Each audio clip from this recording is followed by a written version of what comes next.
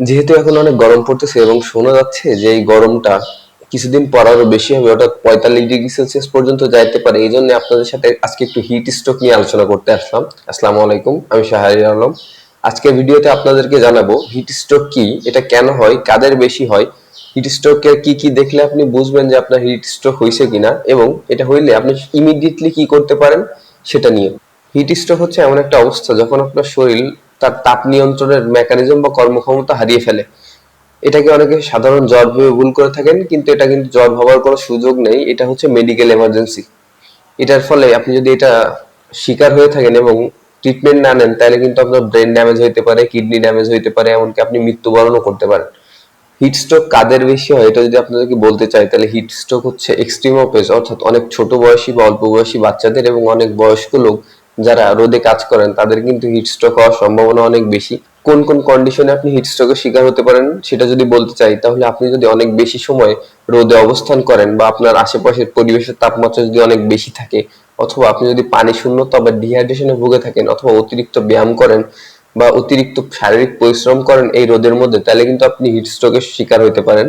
Hit স্ট্রোকের লক্ষণগুলো হচ্ছে আপনার শরীরের তাপমাত্রা 40 ডিগ্রি সেলসিয়াসের উপরে চলে যাবে, আপনার ঘাম গ্রন্থি থেকে ঘাম নিঃসরণ বন্ধ হয়ে যাবে এবং শরীর অনেক গরম থাকবে, আপনার মাথা ঘোরাতে পারে অথবা আপনি অজ্ঞান হয়ে যেতে পারেন, আপনার হৃৎপিণ্ড দ্রুত কাজ করতে পারে অর্থাৎ আপনার হার্টবিট বেড়ে যেতে পারে, অথবা আপনার বমি হতে পারে, অথবা খিঁচুনিয়ার মতো উপসর্গগুলো কিন্তু দেখা দিতে পারে। হিট স্ট্রোকের শিকার হলে আপনি ইমিডিয়েটলি যেটা করতে পারেন সেটা হচ্ছে আপনি দ্রুত ওই রোদের জায়গা থেকে আক্রান্ত ব্যক্তিটিকে সরিয়ে একটি ঠান্ডা জায়গায় বা ছায়াযুক্ত জায়গায় নিয়ে যেতে পারেন।